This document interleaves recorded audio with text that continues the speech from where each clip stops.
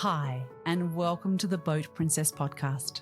My name is Nikki Vo, and I'm your host. I'm a boat owner, a marinas owner, an international conference presenter, and a huge advocate for boating. I'm sharing the stories from every nook of the boating industry with the intention of encouraging more women to join me and for more women to get behind the helm too. I want to share the experience and opportunities of boating, of the boating industry, and I want you to join me as I bring the conversations and answer all the questions you've had. Boating is not just for the glamorous and rich and famous. It's full of beautiful and interesting people making the most of our natural environment and getting out there enjoying the waterways. So let's let off the lines, take over the helm, and escape to the world of boating.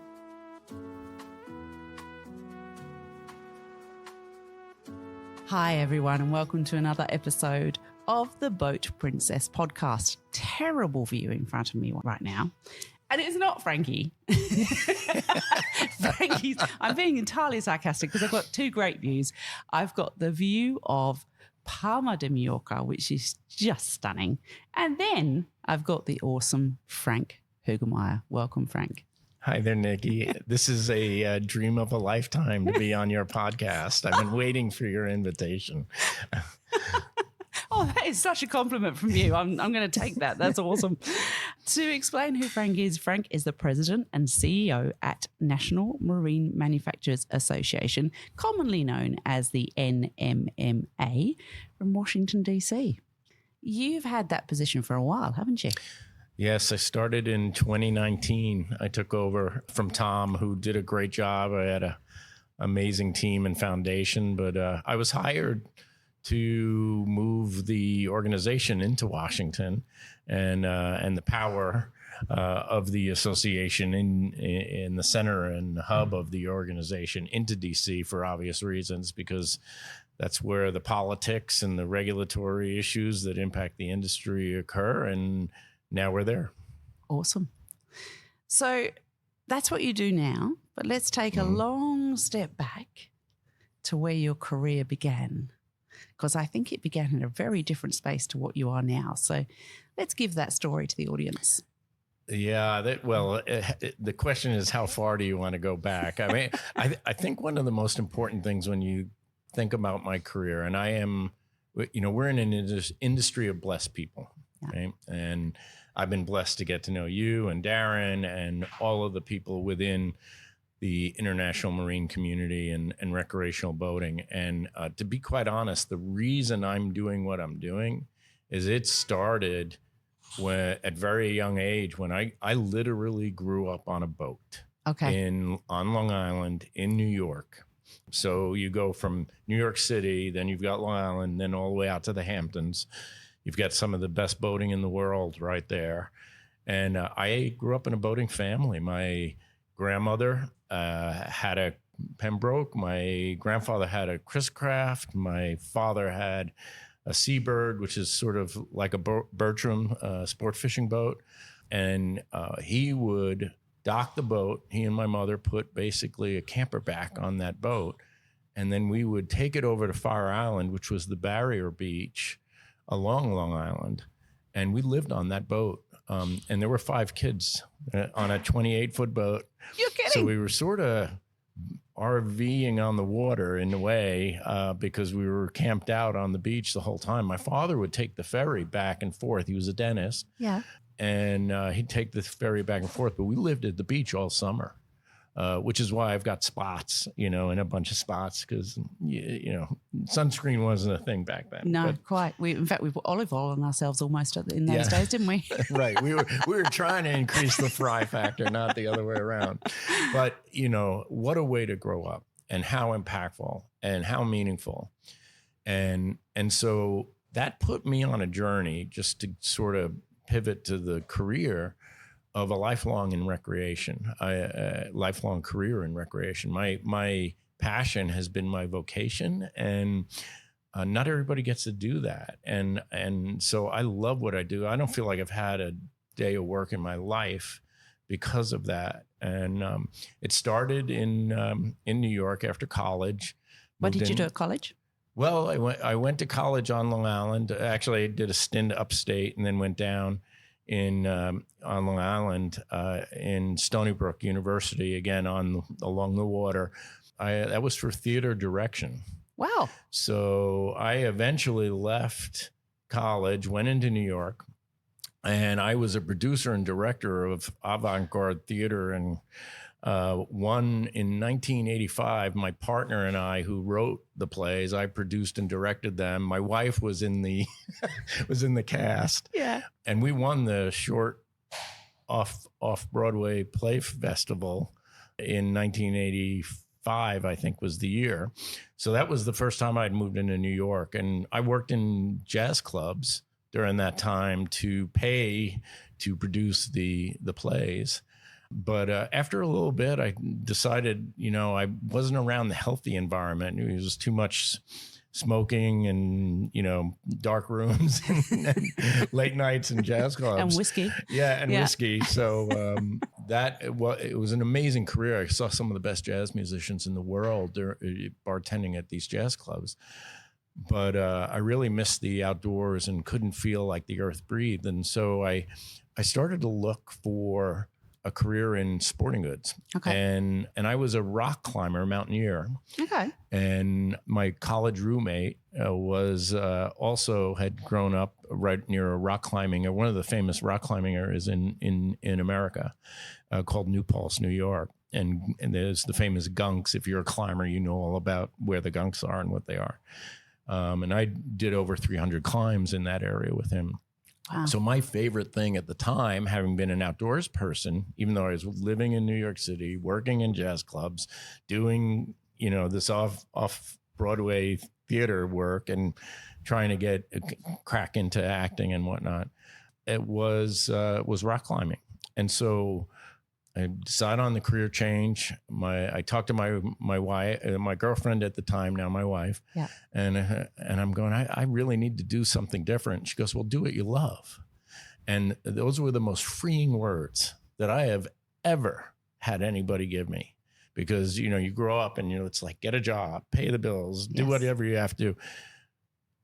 So I go into the newspaper and I look for R for rock climbing. Yeah. And in the Sunday New York Times, this is an absolute true story. Yeah. I go to R. Under R was retail. Under retail was Paragon Sporting Goods, and which is the largest sporting goods store in New York City. Yeah. And under that it said Mountain Climber Wanted. Wow.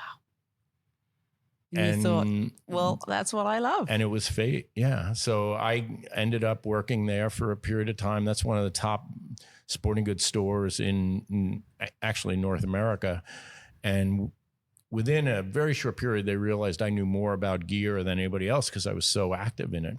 And within 3 months, I was buying a lot of product. Within a year, I was buying, out of that $110 million retailer, probably $40 million worth of the product, and going to all of the trade shows around the world for fitness, for outdoor, for skiing, for climbing.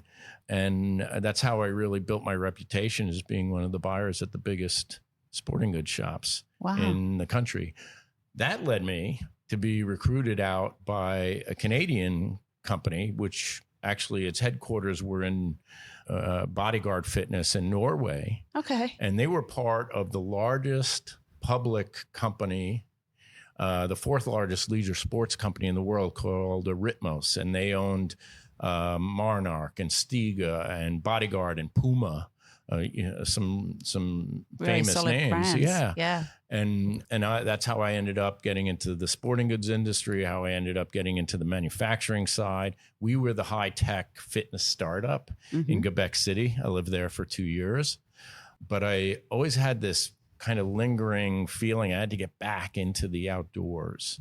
And so that led me to apply to a climbing company called Low Alpine, which was started by the Lowe brothers, who were some of the most innovative and greatest mountaineers in the world.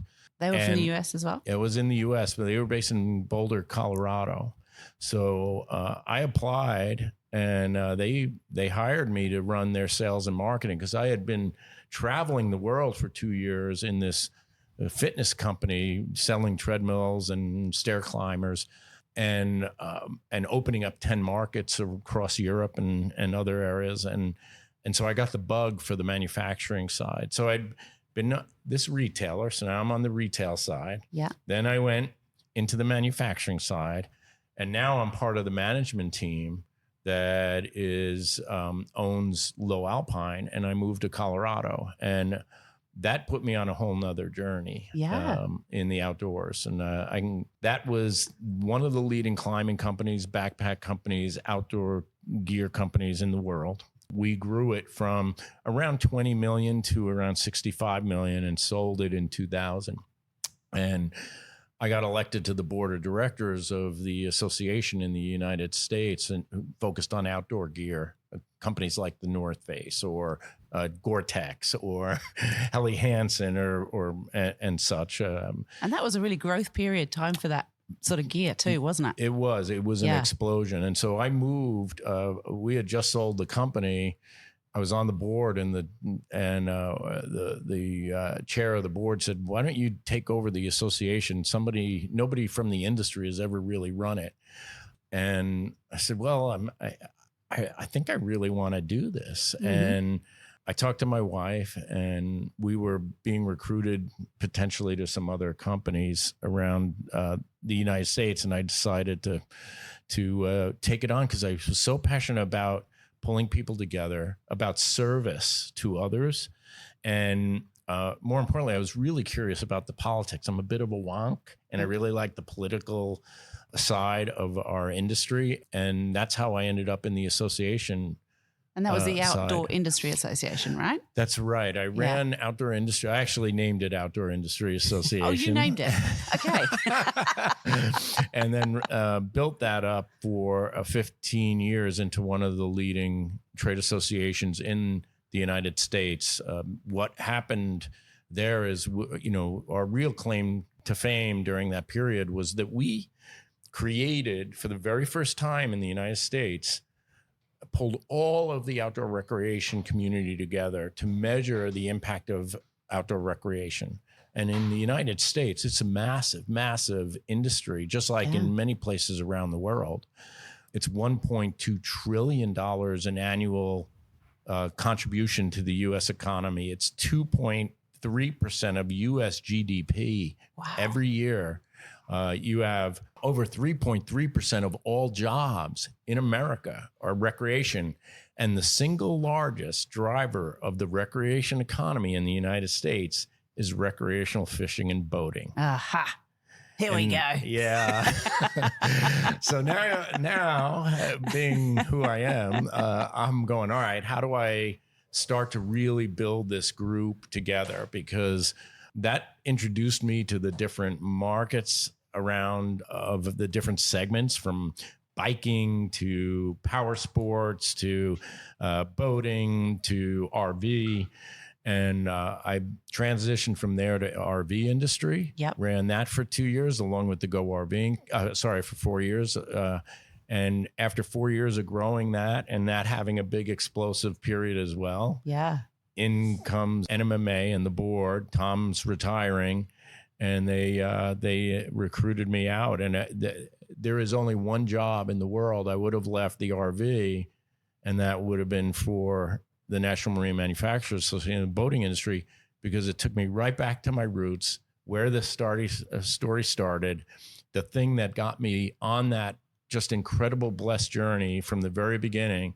And so here I am advocating for the thing I love most, the activity that I think changes lives. I truly do believe it. It has changed mine in more ways than I can ever, thank the industry for. Yeah. So that's a really interesting move, because you've gone from RV, which is, RVs are essentially a competitor to boating to a certain extent, aren't they? So you've seen both sides of those. And RV has also been very clever, I think. They've made it, become a grey nomad, right? That they've kind of really tapped into that market, and they know that market's big. So they've really tapped in and said, this is what you should do when you retire. You should get an RV and you should travel. So you've then moved into boating. Now, in terms of boating, where do you think its growth trajectory or its aim should be right now? I think we have the exact same lane as the RV space. I don't view them as competitive. I think they're complementary. 30% of RVers also own a boat. Okay. So interesting.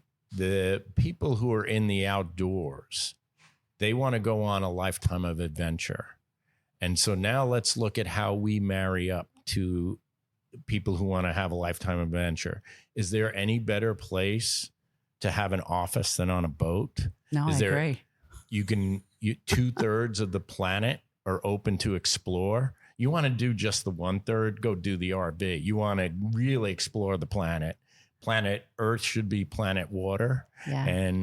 And boats allow you to do that. And so we really do open up the door to the types of lifestyles and activities that our, dreams are made of. And so if you have any bit of interest of exploration and freedom and trying things new and going under the water to see the incredible, wildlife and ecosystems that surround us and the wildness of the wind and the waves and just an awareness of where you just as a person fit in this planet.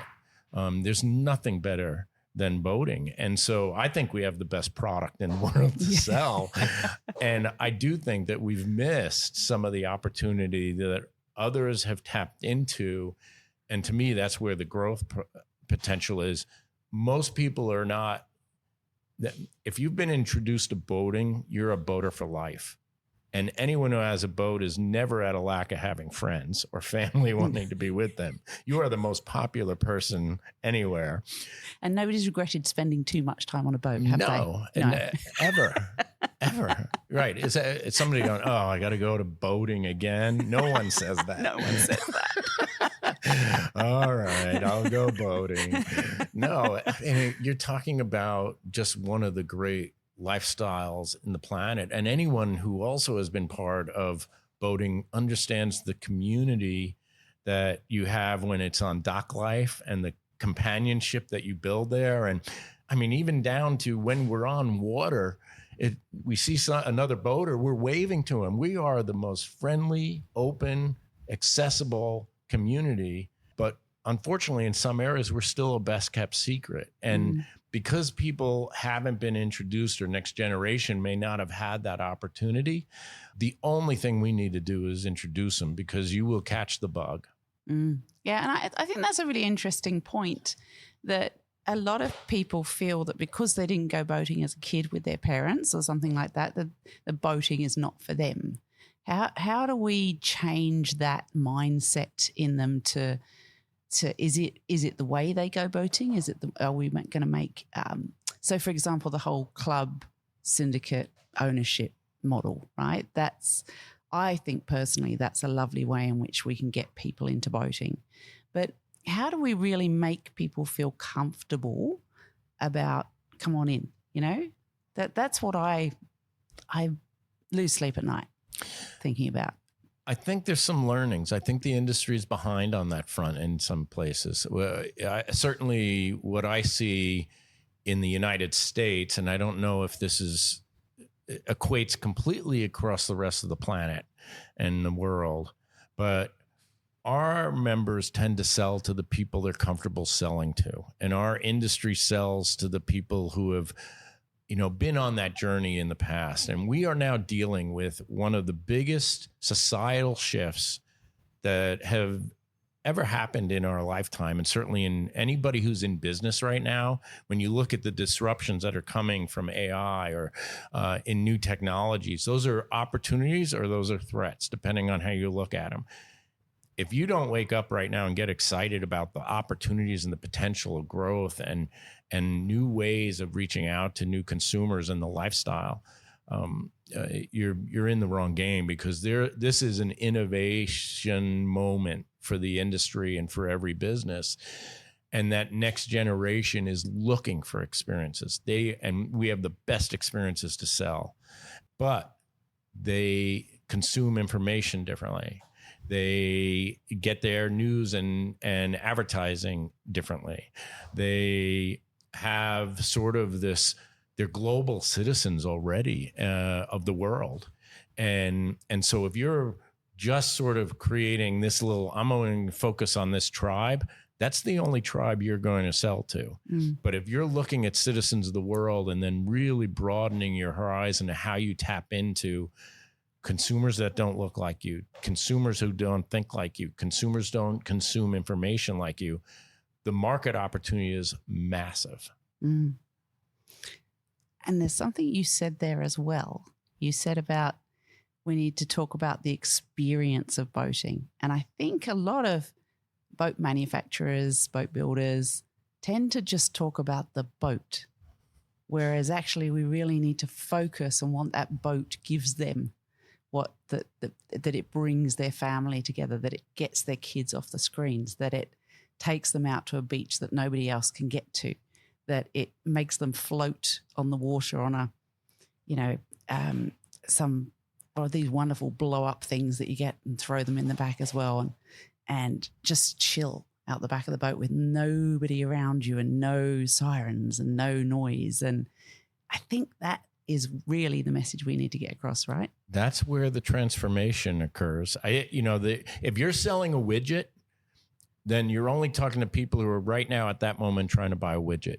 If you're talking about the most exciting lifestyle, you're talking to the whole world, and you open up your consumer potential. And it's life-changing what we sell. It's truly life-changing. I think about my son, right? My son he's a beautiful mind kid. He's a brainiac. And right when you get as a father, all of a sudden I find out I'm having a son. I'm going, great. I am playing football. I'm playing, baseball, basketball. We're going to do. And all of a sudden my son's born and he has no interest in any of those things. And I'm sitting there going, how do I connect with this cerebral kid who's not the extrovert, but an introvert, who's in his brain all the time?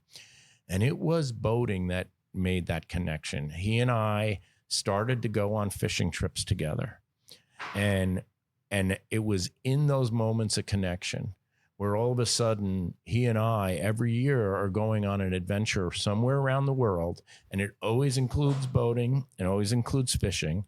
He loves the water. He's a complete water rat. We have had more adventures around the world chasing different types of fish on different types of boats. And our connection it's profound. And I get a little weepy thinking about this, because I realized how difficult it was to connect with him when he's sitting there, thinking about quantum four-dimensional math and topology and these really advanced concepts that I honestly couldn't keep up with. He's that brilliant. And the thing that brought the two of us together was time on the water and being connected. And there's just a power that we are surrounded by and sell that is so unique and so meaningful that everyone needs to experience it. Yeah, that's so special. That's awesome. Yeah. So NMMA, what does the NMMA do and why do they do it? So NMMA is the largest trade association, not only in America, but around the world. And what we focus on, we're made up of 1,400 members, all of the boat builders, engine manufacturers, the suppliers to the boat builders, all coming together to essentially help create a market growth agenda for the industry. So we do all of the research for the industry. We're the largest producer of boat shows in North America. We do all of the government advocacy for the industry. We also do all of the standards and certifications for boats. And our advocacy work is really both at the federal level, but also all 50 states and in Canada. So we are NMMA staff. There's about 85 of us, but we're in 22 states and 2 countries. Wow. So it's a large team, and they're of incredibly committed, dedicated, expert staff, all passionate about boating and passionate about protecting and serving our members. And we're all blessed to have the roles that we have. Yeah. So you're giving your members a voice against government regulation that might be a bit silly, that would really cause a problem for the industry? That's probably what they would, if you had a member right here, they would say that is the number one most important thing that NMMA does, because most of them, they go, hey, if I have an even playing field, I'm going to run a great business, I'm going to do well. The thing that is an existential threat to these companies and these businesses essentially are regulatory threats, where all of a sudden they're put out of business because some government, some state decides to do something different, or province, or if it's in Canada, and all of a sudden they're scrambling to figure out how to sell their product or keep their people employed that they value greatly. Most of these businesses in the United States are several generations old. Many of them are family businesses. A lot of them are incredibly soulful. They care about their culture, they care about their people. And they just want to be left alone to be able to run a great business. And so NMMA's job is to proactively head off any of those threats. And unfortunately, we have a lot of job security when it comes to that front in the United States and around the rest of both the states as well as the globe. Yeah. And what's really challenging for associations all over the world is that if you're doing that well, your members don't necessarily hear about it, right? And if you're not doing it so well, then they get these problems. And so interestingly, members sometimes think, oh, what is this association doing? Right. Because they're not getting those problems. Would you agree with that? You're right. You're absolutely right. It's some of the most impactful work we ever do is stop bad things from happening before they happen. And not everyone views or sees that work. And so sometimes they're sitting there, why should I have to continue my membership in an association?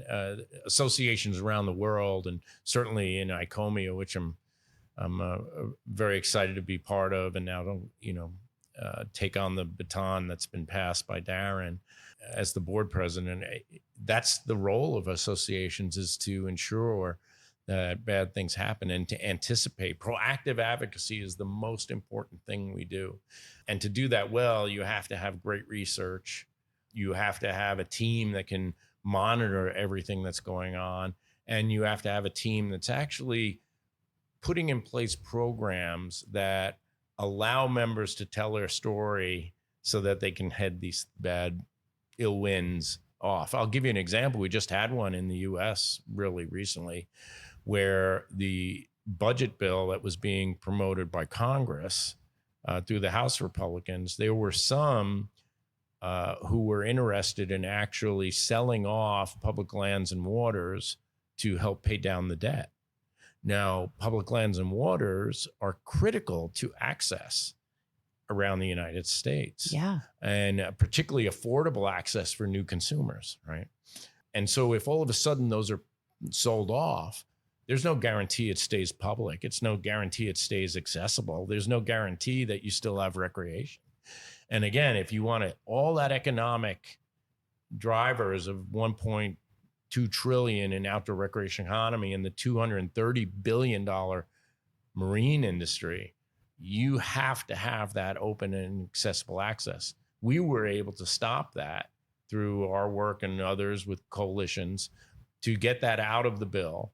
And so the bill that's moving now that potentially could be passed and signed by the president, become law, no longer has that element in it. And we do that every day in every state, all around the country, all the time. Wow, that is a massive one. That's a perfect example of how you've helped the common man, if you like, or woman, that has the trailer boat. Because that's actually the majority of boaters in the world. They have a fantastic trailer boat that just sits at home, and then they take it down to the boat ramp and go boating. Or they might have a PWC. That's the most kind of affordable level of boating, right? So if that had happened, all of those people would have lost that, which is so important to their lives. Off. Yeah, absolutely. Yeah. That's incredible. Or you could have had the whole riverfront or area front developed and no longer have that access. Yeah. And it would be private, but, you'd still have maybe some boating, but not necessarily as accessible as you do or now. Fishing. They can't just go fishing in those spaces. And that's a big part of the U.S. market.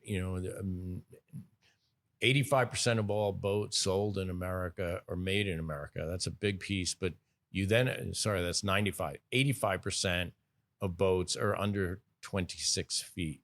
Yeah. So most of the market is a trailer market. And so you have to protect that access, because we're definitely under threat of not having enough infrastructure and inventory for boats in the United States. In fact, it's been preventing our growth, because if you buy a boat, you may not have a place to store it. And if you don't, then the sale doesn't occur. Yeah. And I think that's another point there where we're talking about those people boating. A lot of people, when they think about boating, they think about the huge white super yachts. They don't think about the kayaks, the paddleboards, the whole entry level of boating, which so many people enjoy, and access to that space for them is incredibly important. So, yeah, I think as a boating industry association, you're really important to a lot of people, probably a lot more than people realize. Yeah, my motto, having come out of retail, coming out of manufacturing, right? I wanted to sell my widgets when I was in you have to put yourself in danger of making a sale. And that means you have to put as many people in place to want to get into your lifestyle as possible. And so we should be so democratic in terms of offering recreational boating, water sports, water activities. Every water sport activity is a gateway into a water sport lifestyle. And, I actually have done research that shows 8 out of 10 people who get into an outdoor activity want to try another one.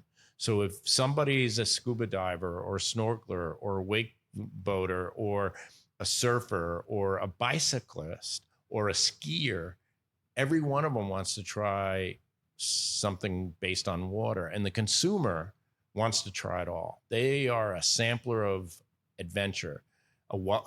Essentially what we sell is a life well lived. Yeah. In America, our Constitution says pursuit of happiness. We're the pursuit of happiness business. Exactly right. I don't know if you've seen, and we get paid for that, Nikki. I don't know if you've seen lately on Instagram a bit. They've been doing the if money doesn't buy happiness, please explain boats. That's funny. I may steal that. Because nobody gets sad when they buy a boat. No. Nobody is sad when they're out on a boat. It's a wonderful, wonderful feeling being out on a boat and or any of those other water sports. And we're very lucky. Think about this. We saw what was most important in our industry during COVID. Yes. When you weren't certain as to what was going to happen in your job. You weren't certain about whether your family or your kids or your parents were going to live. When you were uncertain as to what was going to happen, the next day, what did people choose? They chose boating in record numbers.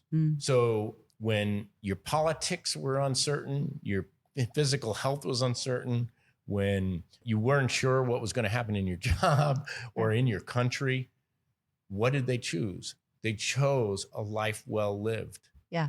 They chose boating in record numbers. That's what we sell. And the more time we can give people to have a life well lived and to get that connection to water and to the adventures and the lifestyles, that's where the winning play is. And it is, everyone wants it. It doesn't matter about your economic status, your gender, your ethnicity, where you live in the world. Everybody is attracted to it. Yeah, absolutely.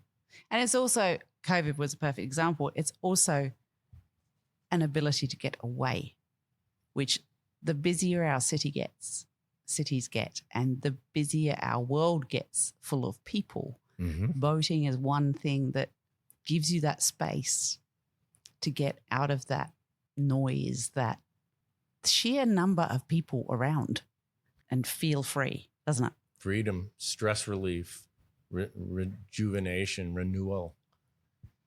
Yeah. I'm sold. I've been sold for decades. And you might have a good cup holder along the way too. So NMMA, big operation, 85 staff, so on and so forth.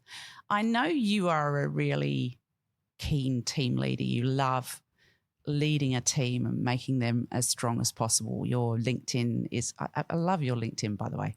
Thanks. It's really positive. It's really you.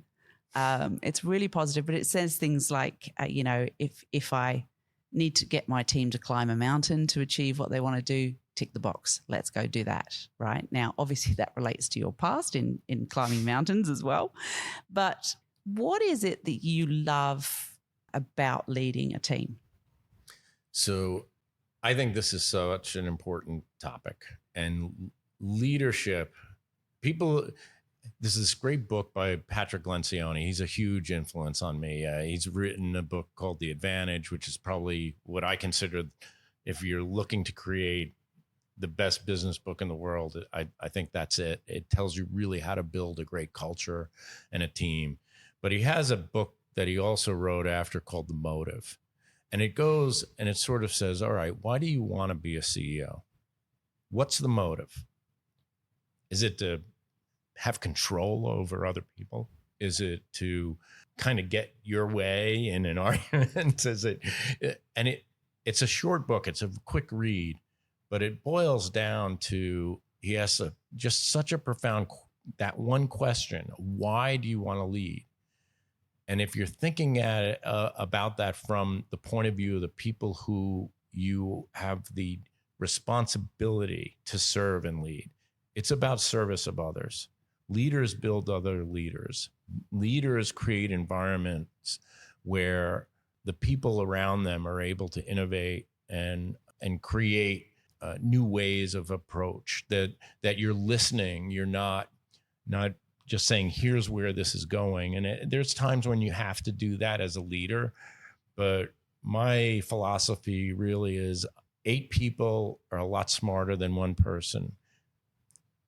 80 people are a hell of a lot smarter than one person.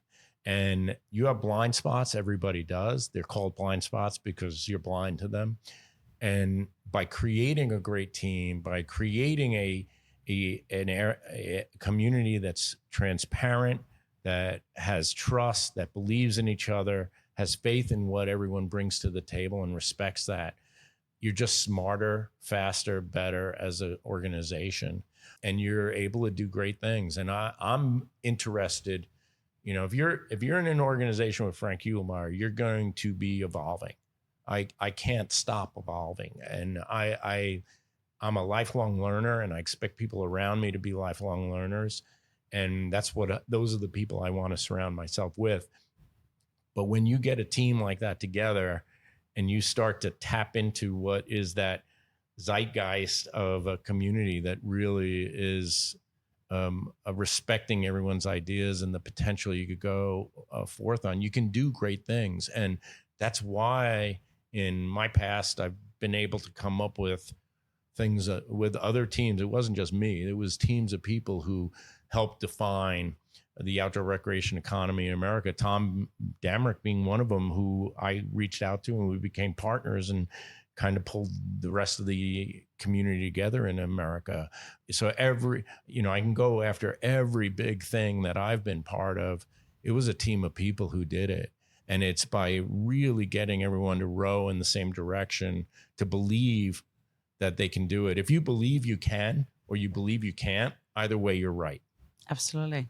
So, yeah, exactly. And right. I'm a big believer that there's nothing that we can't do if we believe in what's possible, and then aligning the talent to be able to deliver it and giving people the opportunity to lead themselves is the best gift. And right now, I feel like my job is to manage myself out of my role. I've got more than enough of the spotlight through my career. I've done everything I've wanted to do. I have the opportunity to give back to the industry. And so now my job is to hand it off to others so that I'm really setting the industry up for success. And leaving it in a place that's better than how I found it. So there's a few things I need to unpack there. You obviously are never threatened by anybody underneath you, and I'm guessing you surround yourself with people smarter than yourself to get that team feel. But are there some real strategies that you use? Do you have think tanks? Do you have weekends away together to work out things? What do you do? Can you give the listeners a couple of strategies you use as a team leader? Yeah, so I have a very core team, and again, I do model a lot of my work off of the Lencioni philosophy, but I believe that, which is, you have this small management team that comes together regularly, and then they are empowered to build their teams as well. But I do believe in building leadership training within NMMA. And so when I joined, it had been probably 15 years or longer than the whole team had come together. We come together annually. We do an annual conference that trains the entire team on the strategy of the organization, the direction of where we're going, everybody's role, how we're doing, very transparent. We do monthly calls with the entire team that give updates. So again, the transparency being key.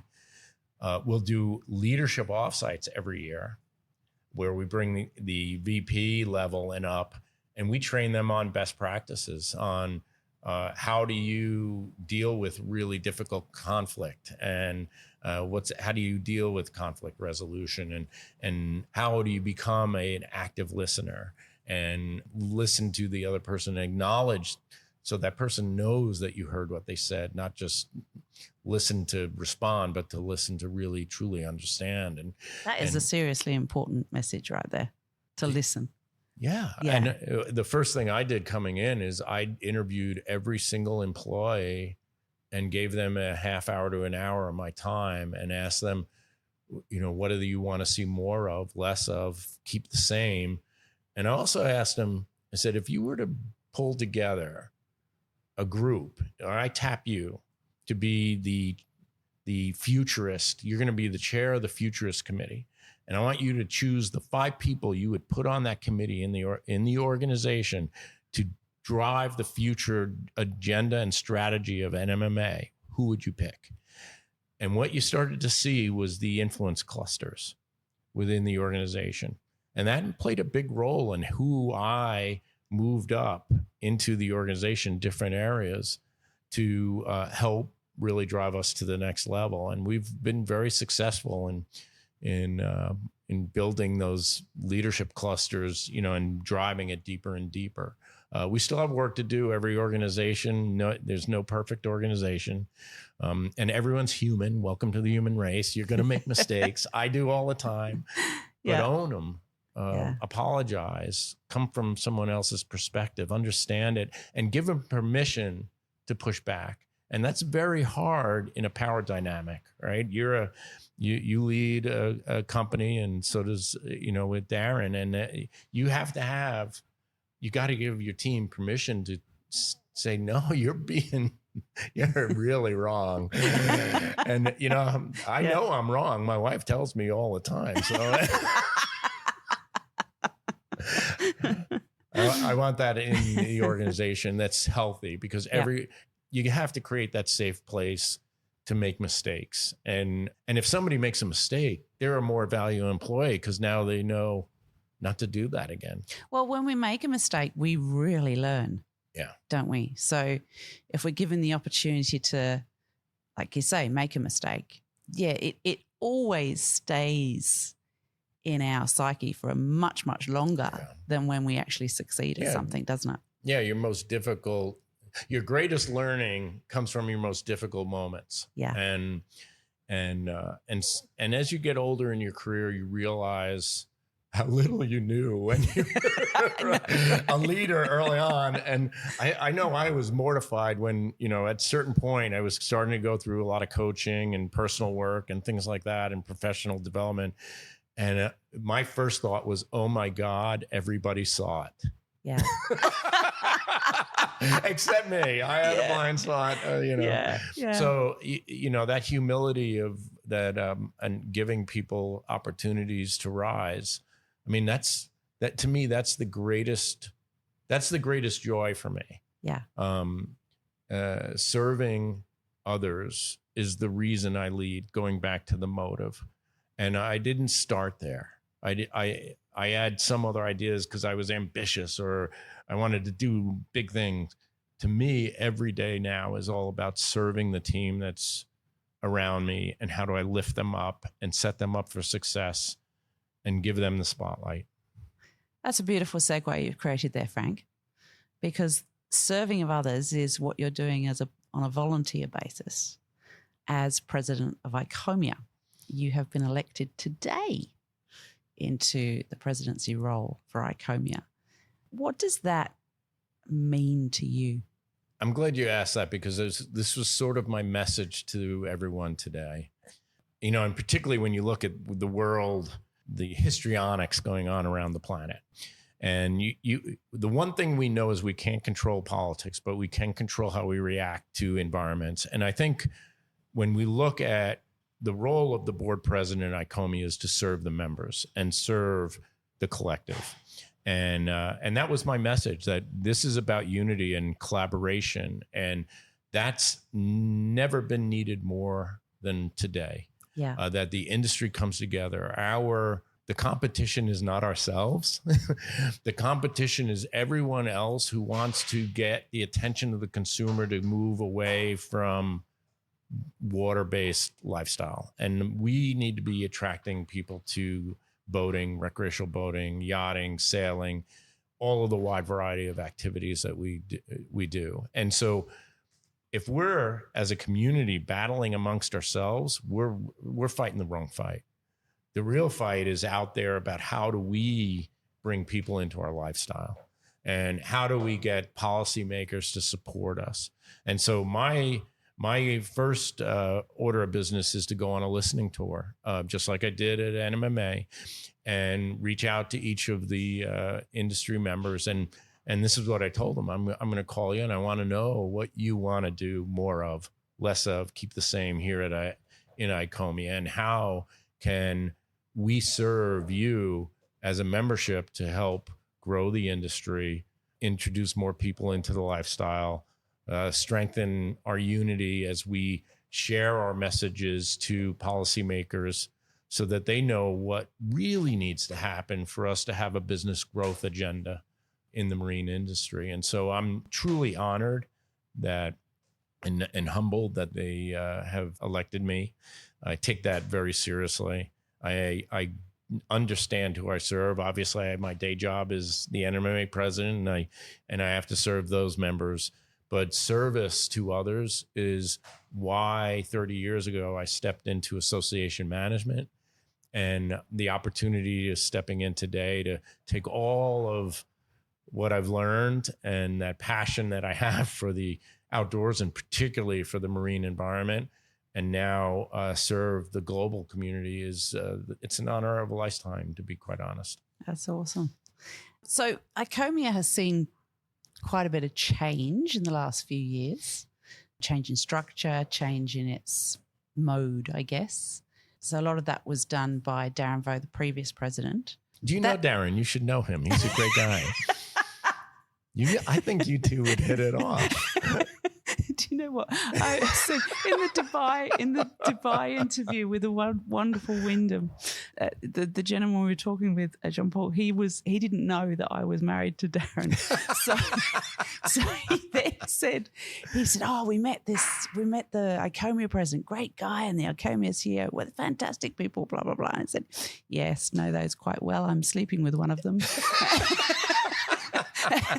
And Wyndham very politely said, well, that's one way of putting it, I suppose. But of course, yes, I have been married to Darren Vo for 32 years now, which has been an honour in itself. But he's made a lot of those changes in the past few years. What's your mission with ICOMIA? Because his mission to him was, I shall change the structure, I shall make it more this, I shall make it more that. What's your mission?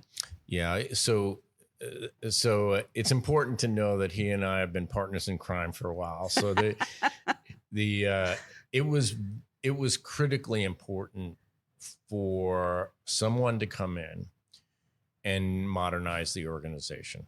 And I'm so glad that Darren did that, because I feel like I can come in now and extend the gesture.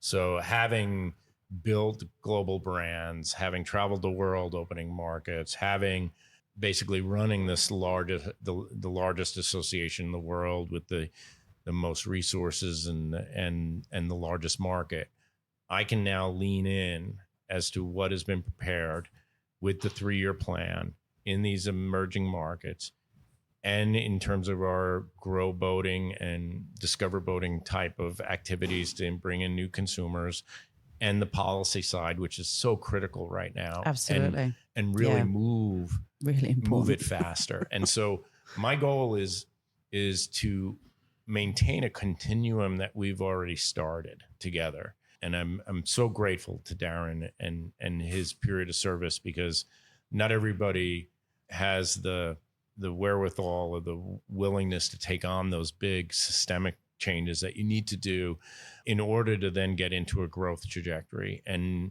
NMMA is in a unique position, and I am as well. I've helped start global organizations on sustainability. We're now moving what's a sustainable future and life cycle assessment. I've built those tools in the past in other organizations that were world leading. And it's that type of work was what got me recognized by the Obama administration and by President Obama in 2012, I think it was. So, that I'm very proud and very excited about that type of work, where the propelling the future work that Darren went around the world and promoted, and he and I tag teamed on a lot of that. We're now able to really lean in with the life cycle assessment work on how do you really measure the footprint of a boat and the ecological footprint of a boat, environmental footprint, and how do we help members kind of become leading edge in terms of design and technology. And we need to be leaders in environmental protection, and we are. But we can do a better job on that. And I think this next stage of development for ICOMIA is really going to help a lot of people around the world move faster in that area.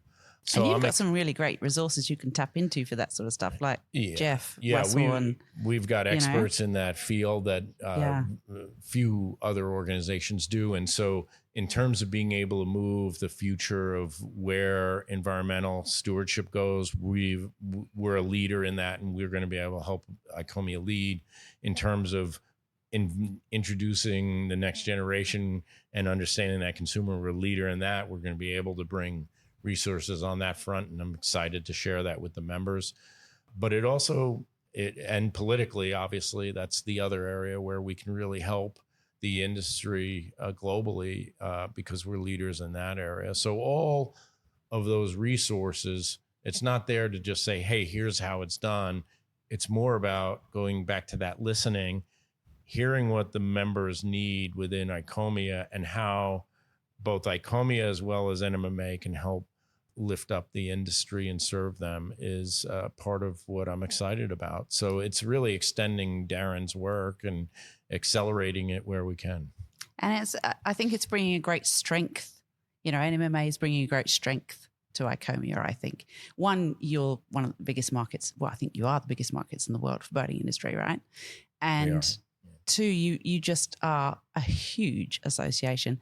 You yourself are an expert in growing associations and giving it really, really strong base. So I think the timing of you coming into ICOMIA is spectacular, personally. I appreciate that. It's very kind. Yeah, I grow things. That's what I do. And every organization I've ever been part of has grown. Yeah. and well, that's sometimes good, very significantly. And so that's part of what I hope to bring and help ICOMIA kind of move to that next level.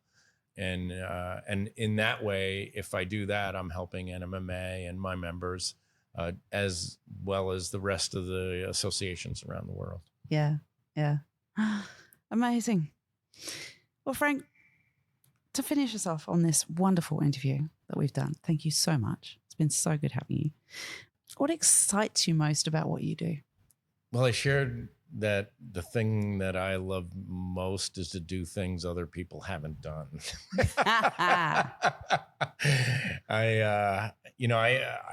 Most people haven't gone rock climbing over, 300, 400 times. Most people haven't had a chance to travel the world and ski and scuba and fly fish and adventure around the world. And most people haven't worked in jazz clubs and hung out with some of the best jazz musicians in the world. Some people have never, been on stage. And I look at everything that I've done in my career, from leadership to the activities I've done, the industry sectors I've been part of. I feel like, this moment, I'm built for this moment to help the industry.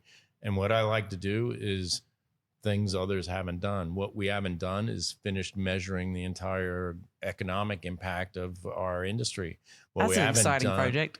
Well, I did it in America. I'd love to do it in globally. Yeah. There are things that, and you got to pick one or two lanes. You can't boil the ocean. Yeah. And so right now I'll spend a little bit of time listening, but then we'll pick one of those and say, what hasn't been done? Is it, the industry hasn't done a global LCA, life cycle assessment, for all boats. That's something that's never been done. That is what excites me. It is lifting up and raising up something that didn't exist and then leaving it for others to build upon. And I'm just really honored to have the role I have and the opportunity to go forth on the shoulders of those who came before me. And there's so many in ICOMIA, so many in the industry. And again, I've got the best life, and I'm so blessed, so blessed. So good. So for those who aren't members of the NMMA and are thinking right now, maybe I should be, or anyone else that wants to get in touch. Are we doing the Nikki Vo deal? Is there the Boat Princess deal? Oh, should we do an NMMA Boat Princess? That's a great idea. I want the Boat Princess discount. Where should they contact you? What's the best way to get hold of you? The best, www.nmma.org is where you'll find NMMA. So NMMA.org is the place to go. And there'll be all sorts of resources off of there they'll be able to find. And we hope they do join. Anyway, if you're doing business in the U.S., in the marine industry, you got to be part of NMMA. It's we'll make it worth your while. We have a good ROI. And we'll help you sell widgets. From 5 feet to 100 feet. That's right. Okay. Thank you so much, Frank. Really appreciate being here. Thanks for the invitation, Nikki. Like I said, I've arrived now. I can die. I've been on Nikki Vo's Boat Princess recording. I'm here. I made it. Oh, you are so kind. I love it. Guys, it was great talking to Frank. I hope you enjoyed our conversation, and we will see you on the water soon.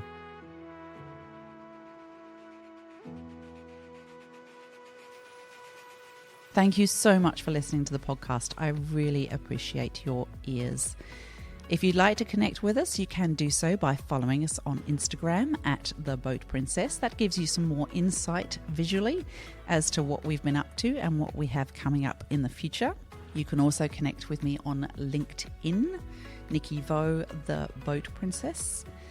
And of course, a lovely way to connect with us and stay connected with us is to sponsor the podcast, sponsor our events, or just get involved with a collaboration with us in a way that we can both support each other to allow others to rise in the industry or be educated in the industry, or just feel comfortable about being in the industry and being supported. So I really look forward to collaborating with any businesses out there that would like to associate their brand with ours. And of course, a simple sponsorship is to place ads on the podcast or sponsor our events, because of course we do some amazing events throughout the year and they will increase as time goes on and sponsorship increases. Networking within the industry is of course incredibly important, and especially for women, because one, we like to support them, and two, because every now and then having a female dominated event is a nice thing to have. So we really appreciate the sponsorship of those events. You guys, I really appreciate you listening to the podcast. I thank you so much for doing so. I would love it if you could review the podcast, and that will extend our reach. And until the next episode, I'll see you on the water soon.